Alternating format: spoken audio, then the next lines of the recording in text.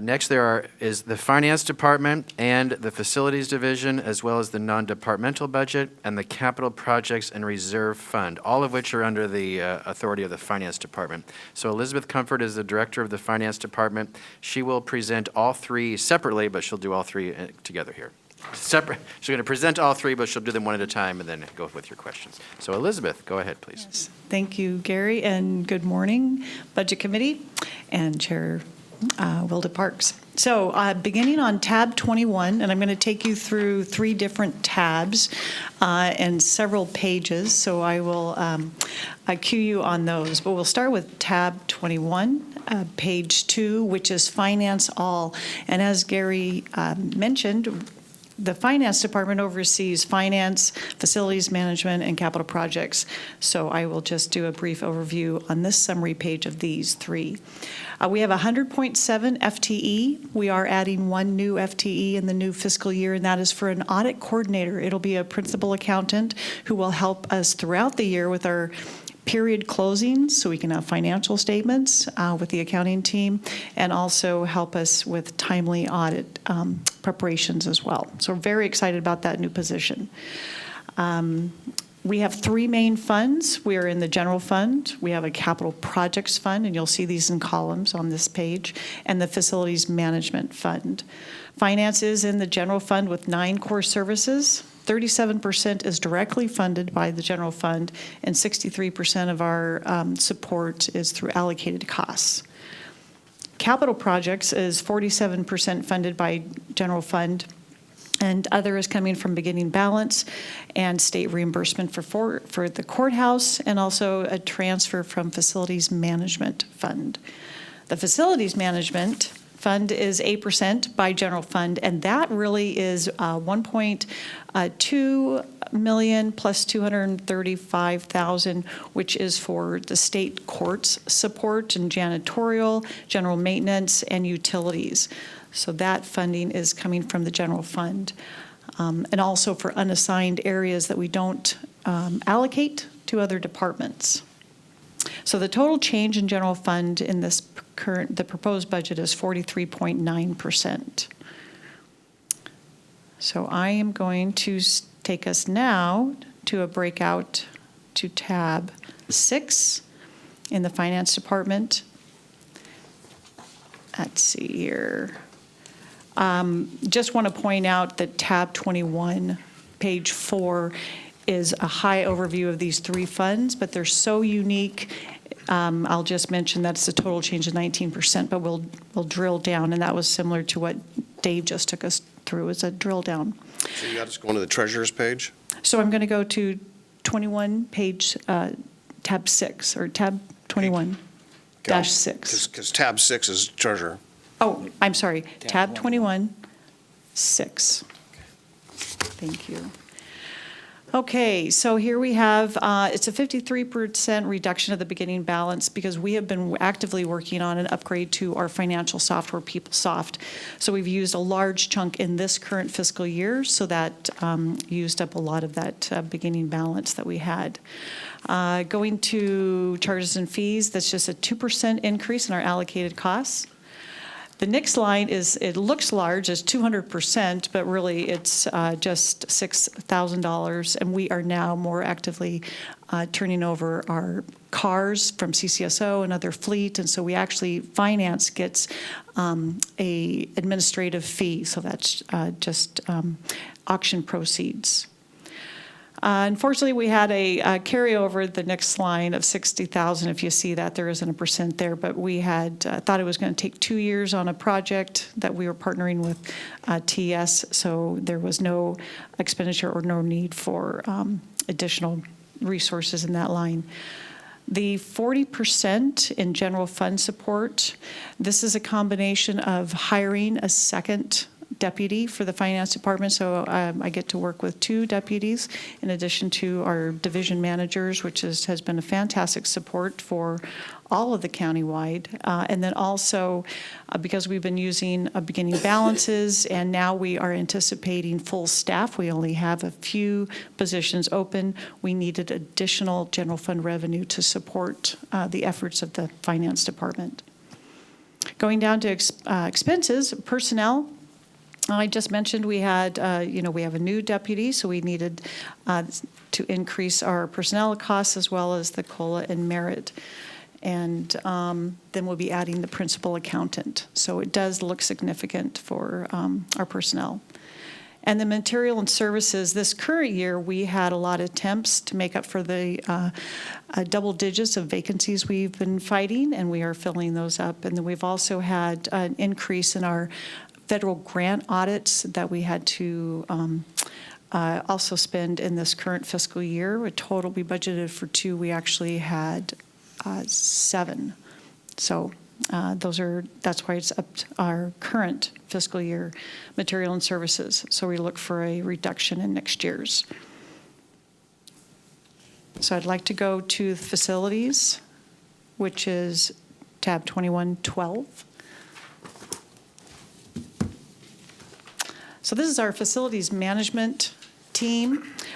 Great staff. They do a lot. You see them all over. In fact, they're right now in the CUP, which is where our elections office is held, and they're helping with a lot of activity there. They have a large beginning balance. You'll see it's 83% change because this current year we've had a lot of supply chain issues. They weren't able to complete a lot of projects, just maintenance projects throughout the county. So we're bringing a larger balance over than normal. Reduction in charges and fees. We are moving fees, the revenue that would normally go there, we're moving it down into the general fund support. Just a placement in accounting to show it's not a charges from the general non-departmental fund, but it actually is general fund support. So it's a shift. Personnel, we only have 4 vacancies in facilities. So we are increasing our personnel costs because we're better staffed now, and so we're looking into the new fiscal year with less vacancies. Let's see here, those are plumber and 2 maintenance, building maintenance and 1 coordinator. And then in our material and services, we have a 5% increase, and that is all dedicated to contracted services. The rates have increased. And inflation for lumber and building supplies. Let's see. We did have a reduction in capital outlay. We've been working with Fleet. However, we're unable to source a plumbing van, so they are still looking for that, hopefully to acquire a plumbing van in this next fiscal year.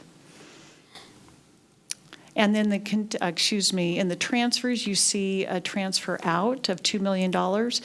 Each year, we typically, if we have additional funds in the facilities maintenance, we'll transfer that back to the general fund, to the non-department. But this year, we're moving it directly to our capital projects fund, which I'll talk about in just a minute, rather than going back to non-D and then from general fund, which supports the capital projects. Instead of doing that triangle, we just did a shortcut directly over to the capital projects. So I'd like to move now to tab 21, page 19, which is our capital projects fund.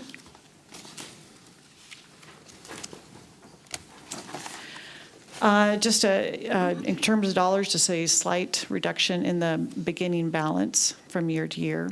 Our federal and state revenue has increased 41%. This is increased for the state reimbursement for the courthouse project. They split any of this early work 50%. And so we are increasing some of those costs in the next fiscal year's budget. So those are increased there. And then a little below, you'll see the $2 million that we just spoke about coming from the facilities fund. And then also general fund support revenue increase. That is also for non-reimbursed courthouse expenses and capital projects, which is funded by the general fund. That was 24%. Going into personnel, we have moved. This is a change. We have a temporary project manager, Gary Barth. We've moved him as a temporary employee, so there's no FTE, but his personnel costs will be allocated and expensed out of the personnel services here. And then in material and services, we're actually reducing it because a lot of the professional services from the courthouse project will be completed in this fiscal year and not renewed in the next fiscal year. What also happens in the material and services is other projects throughout the county.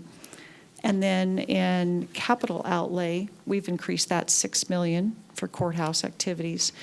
And then we also have about over $3 million for capital projects for the county, which I want to briefly just share just some of those that we have. A couple of the projects include completing the CUP it's our central utility plant. They're making that more of a completed EOC, Emergency Command Center. And then also the training center, they're continuing to work there, as well as the security, added security for both DSB and PSB. It's been a priority of Gary's, our administrator, for our employees for their safety. So those are some of the larger projects that are scheduled for this coming fiscal year. So that completes the finance and facilities portion.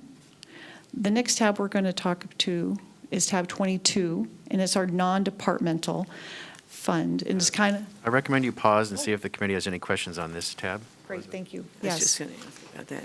Don't see any questions, so Okay. go ahead and proceed. Thank you. Thank you, Chair. So the non-departmental, it's kind of, and Kenny even had a question. Non-departmental is it's kind of funny. There isn't a department director specifically for non-departmental. It's very common to have this kind of department within a government entity. It houses a lot of miscellaneous but necessary expenditures and revenues. So no personnel or county operations occurs within the non-departmental department. It does receive our property tax, it receives our state sharing and our federal revenues.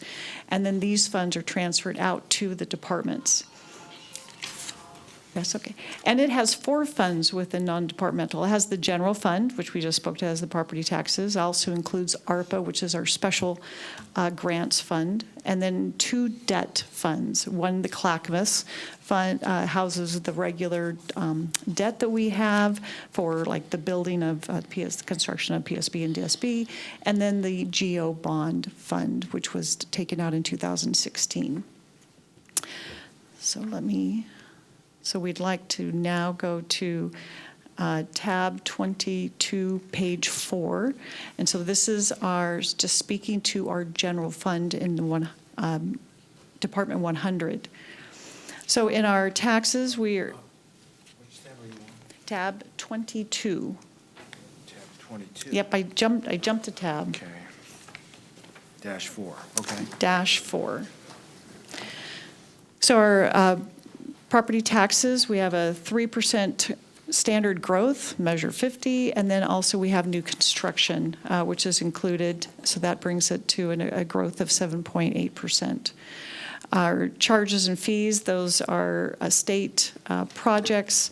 It does show a decrease due to the marijuana revenue is decreased due to measure 110.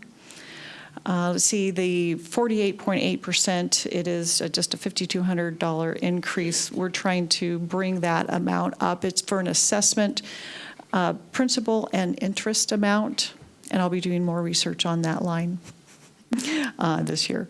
Let's see, we have a 54.2% decrease in other resources. That's as interest. The interest wasn't as great as we had hoped. The interest did not increase, and so we're bringing that more to a realistic line.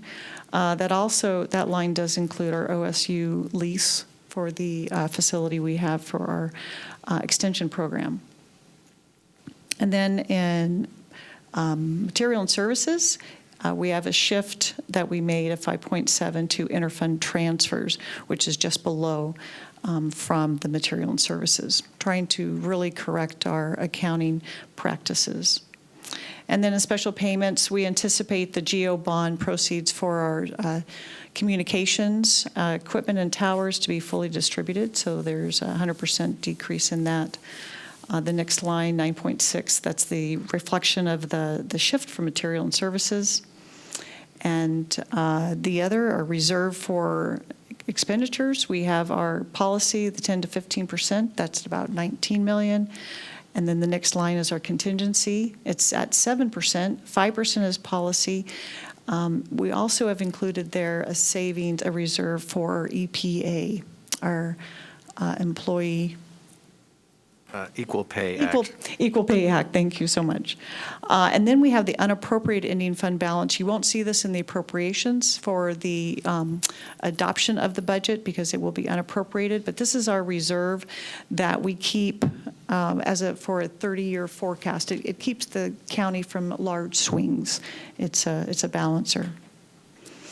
So the next page is going to be page 5 of still tab 22, and this is our debt service fund. The revenues come from rents for DSB and PSB, and then also the other interfund transfer line. It's only a 0.3%, but just to let you know, that is the revenue we collect from DTD to pay their new bond for the facility that Dan spoke to this morning. And then general fund support, that is the 3.2 that covers our debt, which is reflected below. And I'll move to the next one, which is, tab 22, page 6. This is just the reflection of the property taxes collected for the GO bond and the payment of that. Final fund in tab 22 is page 7, and this reflects our ARPA fees, our ARPA federal grant dollars that are coming in and the anticipated use of those throughout the county through community services, public health, and how the board approves allocation of those. Any questions on the non-departmental group? I see no questions, so I would encourage you to move on to the next section. You bet. This one will go much smoother, faster, I think. So this is our miscellaneous and pass-through. It has 3 funds. It includes for general fund, our county school fund, which holds the Title I dollars. The Treasury actually monitors and receives and distributes those. And then our transient lodging tax.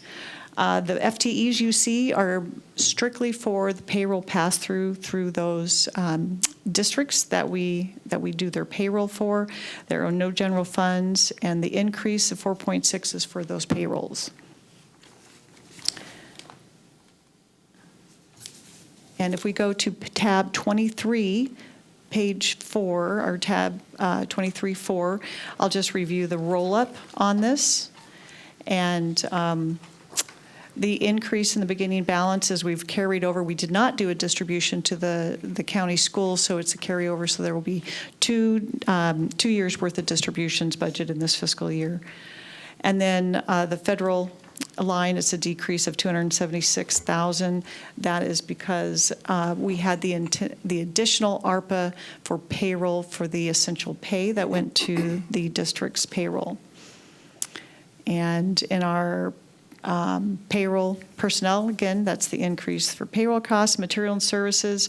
That is the transient room tax and administrative fees.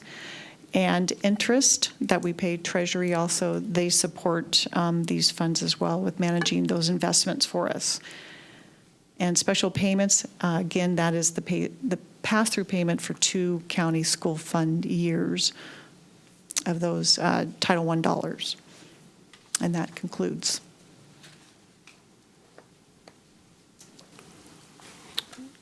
Okay. Commissioner Savas? Yeah,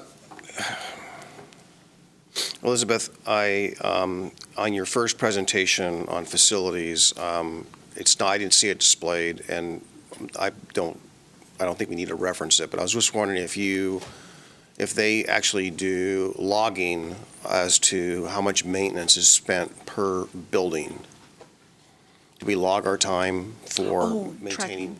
Yeah, tracking. Yes, absolutely. We have a system called Z-Link, and every project, every activity, even the work they're doing today around supporting the elections, is all tracked in our Z-Link through work orders.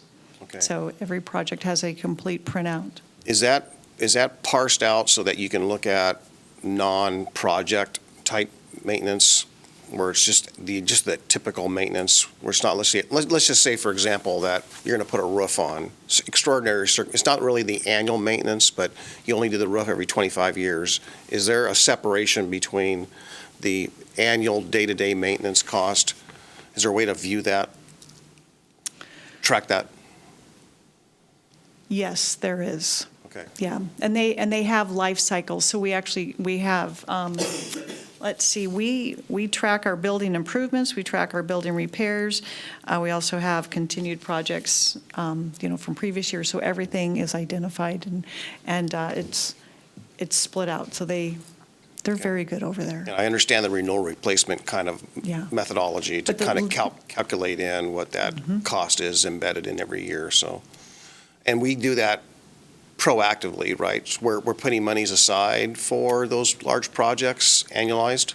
Well, we're beginning that. Part of that $2 million in the capital projects is, we talked about this last year too, is we wanted to put $4 million in this year, but we're still working out our priorities with our budgeting. So we have a $2 million start on those kind of large projects to accumulate for, but we do anticipate and we budget what is needed each year. So in this current budget of facilities maintenance and in capital, they are prioritized and budgeted for appropriately. Okay. So those happen. Well, not for sake of budgeting, but maybe after the budget's over, I can talk to you about maybe a request, kind of look at what that looks like for all the buildings we have. You bet. Yeah. Thank you. Okay. Thank you, Commissioner. Thank you, Elizabeth. Seeing no others, I think we're ready to either move on to the next section, Administrator Schmidt, or depending on the time you think this, I recommend you resolve the whiteboard request, and then we break for lunch. do that first? Okay. I thought about that a little bit. I might have an idea that might make it easier for everyone. I don't know. So I just thought maybe if staff were to graph looking at Sandra, the property tax revenue from 2018 to current, and then the property tax estimate for the next 5 years, like you did in the forecasting. So that'd be one line on a graph, and then have the next line be the operating expenses past, and then perhaps projected for that same time period, 5 years back, 5 years forward, and then a second line for the budgeted expenses.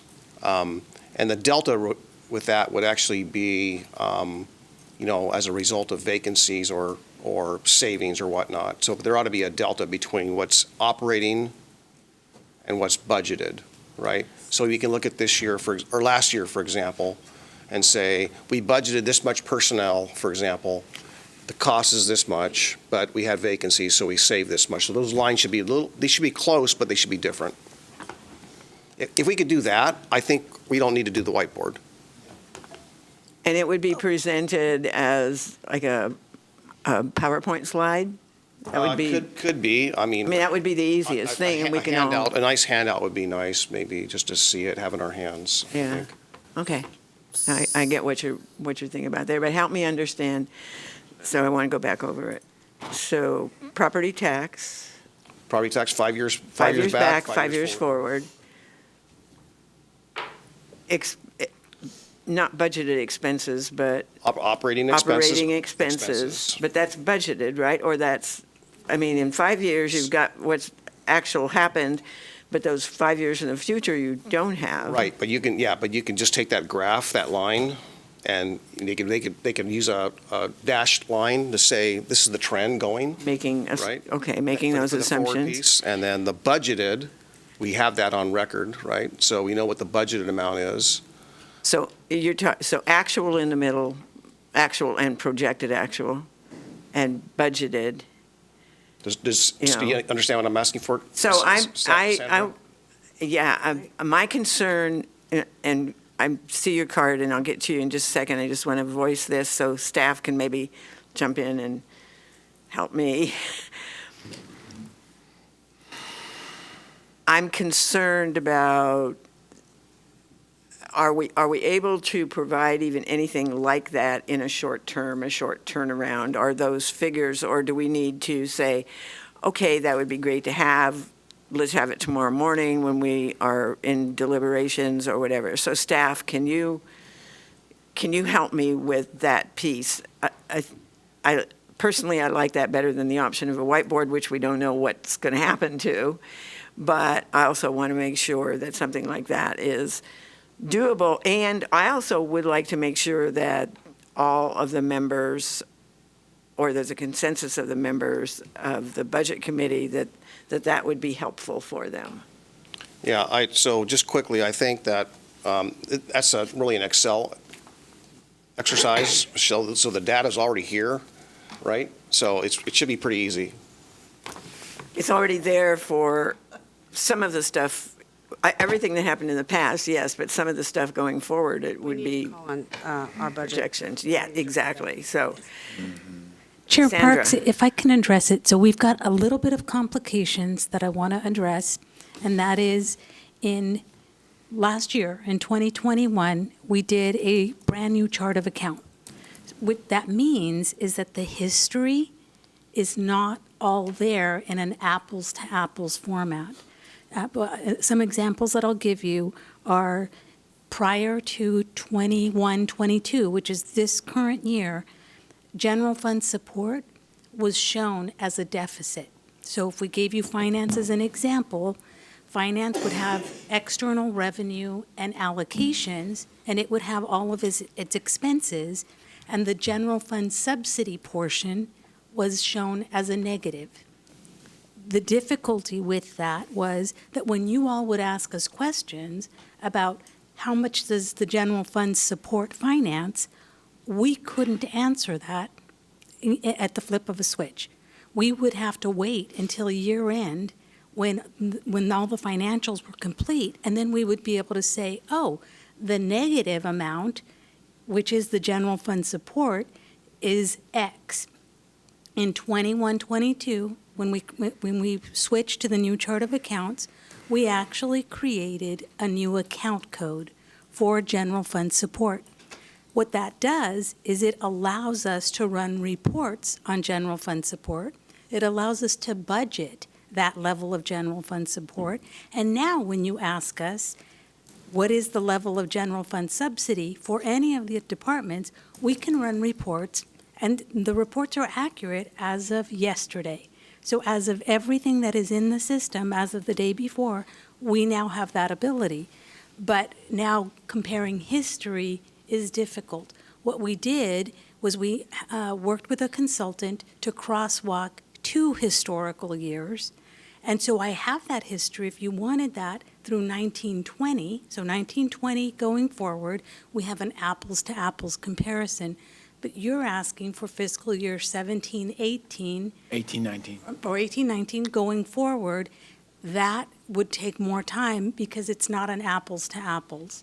So if you allowed us to do 1920 coming forward, yes, we could get that relatively easy. And even going forward in the forecast, because we've got that data in the forecast. And I know you have concerns about, are we using the same property tax number?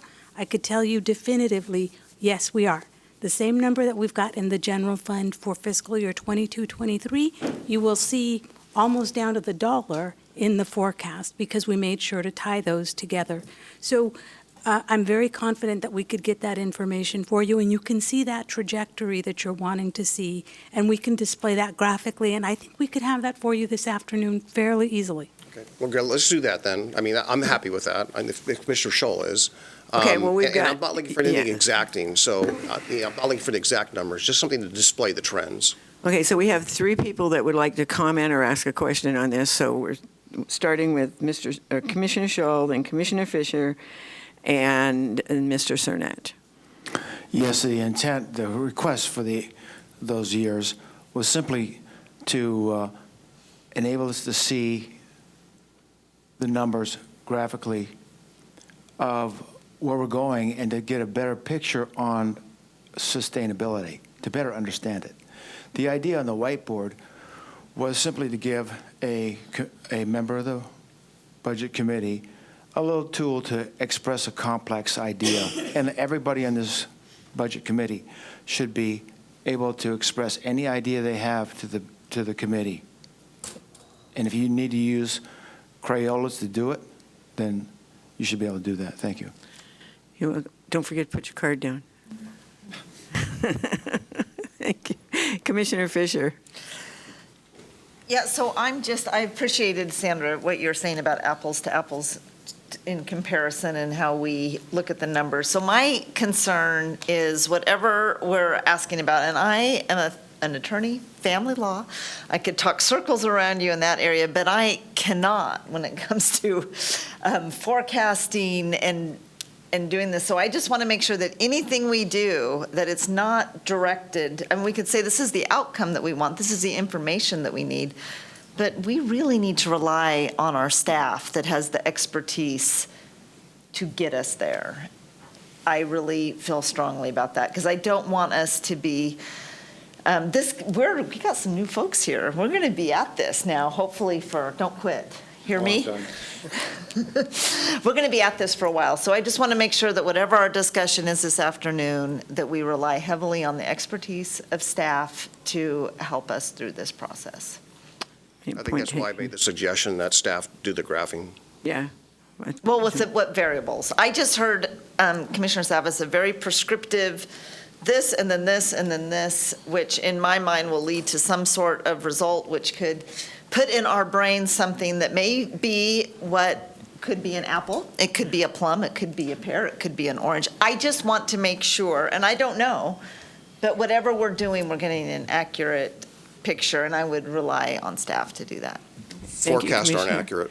They're Mr. projections. Well, Cernich? there is scientific process of putting in variables to look at, it's the best Right. you can do with the variables you put into a formula.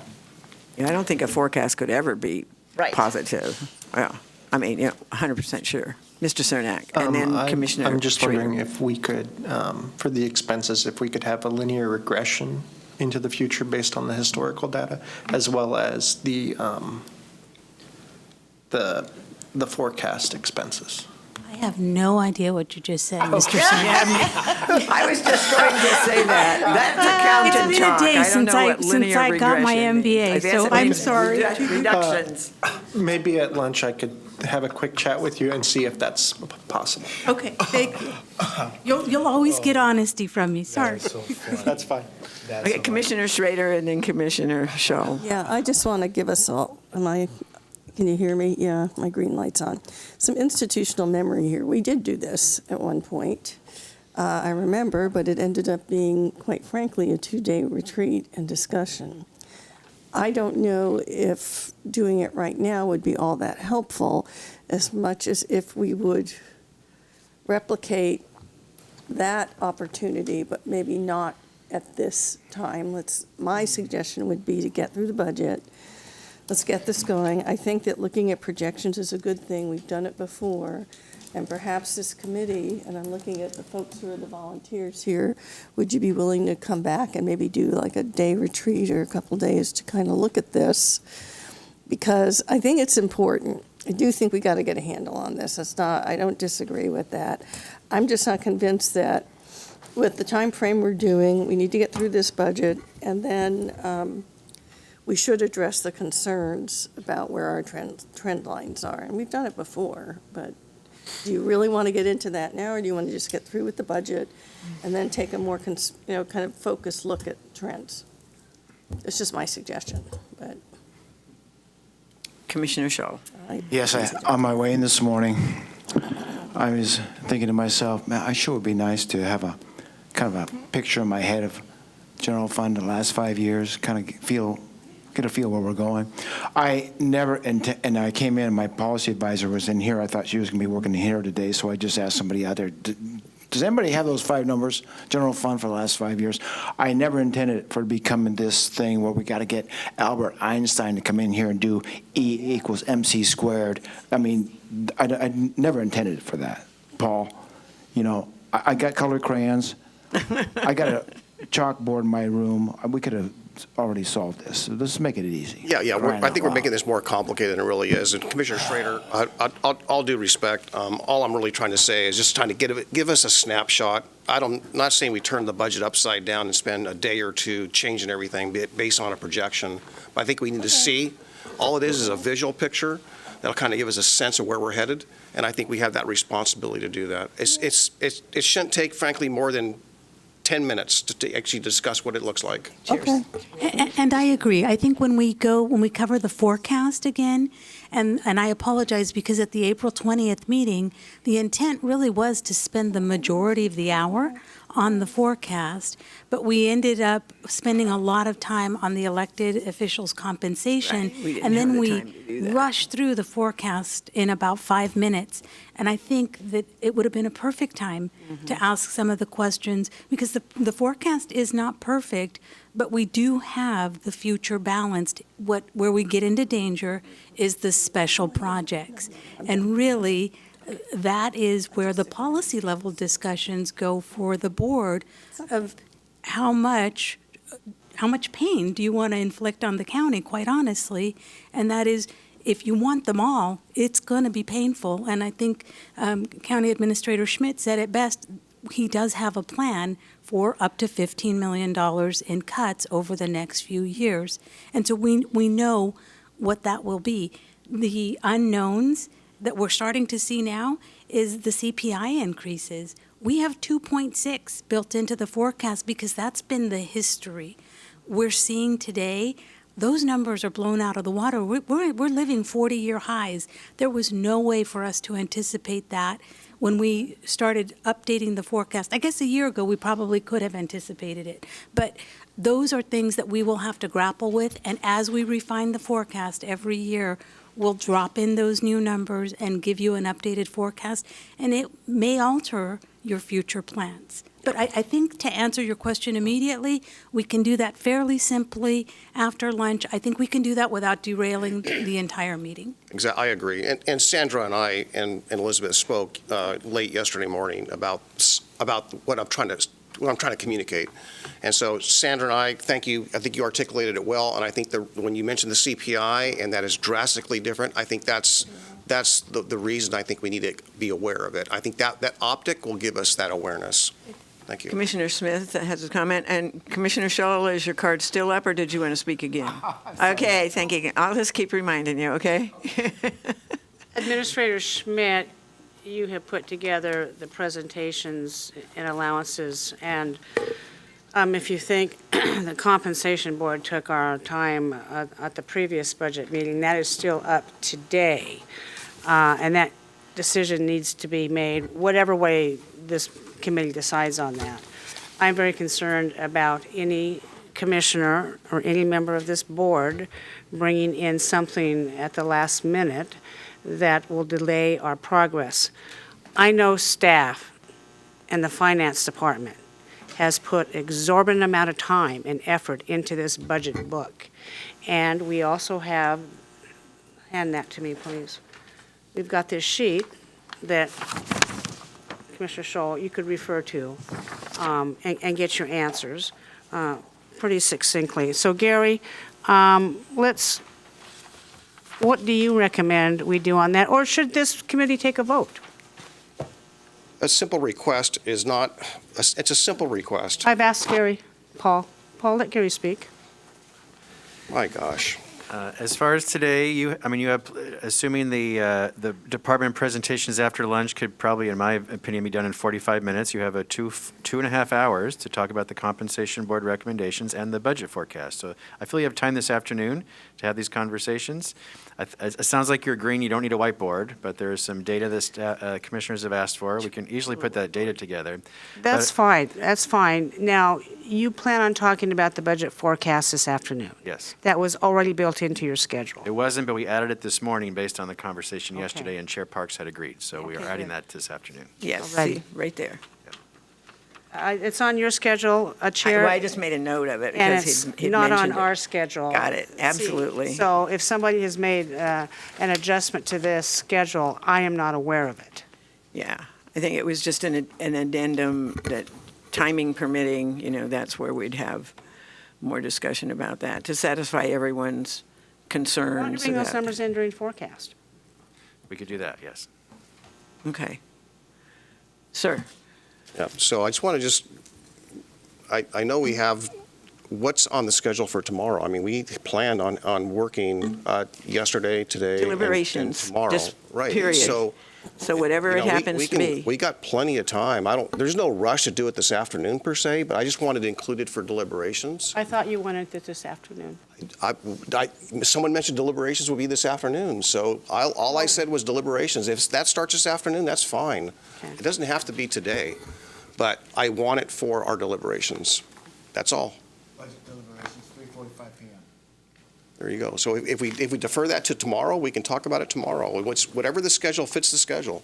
Well, since the administrator already has in his mind and working towards having discussion about forecast, then nothing says we can't start that today once we finish the other parts of the budget. But keeping in mind that for this evening's time period, we're held to those time commitments for the general public. So up until 5 o'clock, when we have dinner, we can have the discussions of whatever comes up in the budget discussions, right? And since we already have the forecast and we're going to discuss forecast, I think the question still on the table is, should staff prepare the report that's been discussed, or can we wait and see if that is maybe needed and we discuss it tomorrow? I don't know. Commissioner Shaw. My comment yesterday, having to do with preparations for 6 PM tonight, was to anticipate questions from people who might join us this evening on the issue of sustainability of the budget. As we all know, a few years ago, sustainability and the budget was upside down, and that's still an issue. And my concern yesterday was that we want to be able to articulate the issue on sustainability this evening at 6 o'clock. And like I said yesterday, if you ask me right now to articulate sustainability, I can't do it. That's why I commented on this yesterday. Thank you. You're welcome. Thank you. Thank you for putting your card down. So I guess I still need a definitive answer. Is staff preparing a slide, or are we good with the fact that we have the budget forecast and we're going to have discussion? Chair, I made the request for the graph. Staff said it's an easy exercise. I want to maintain my request as a member of this budget committee. Okay. All right. Thank you. Thank you, because that's the thing that was still kind of hanging out there. And you feel confident that even if it's beginning this afternoon, that you would be able to have a document available that Yes, and I feel encapsulates like. what- Okay, great. The request has really already been filled in the forecast that we provided, and I can't remember if we provided it on April 20th, if that included a graph or not. But in the forecast, we routinely give a graph as well. And so that, in essence, has what you want. I think the only thing we need to do is break out property tax. Right, Okay. and that's split between actuals and expenditures. So however you do that, it's just a simple exercise, yeah, it's an Okay. Excel I think we exercise. can provide that. All right. Okay, with that discussion completed, Administrator Schmidt, I don't believe we'd have time to hear the next division budget. So shall we then break for lunch and then I can't even talk. And then we will begin with those when we get back. We would be on county administration when we return. Yes, I recommend breaking now and then reconvening at 1:15 PM. Okay, and 1:15 is our time to be back here. I know a couple of you have scheduled things you time? need to go do, but 1:15 is our time to be back here. And lunch, meanwhile, is served over in the county room. So we will recess until 1:15. Thank you.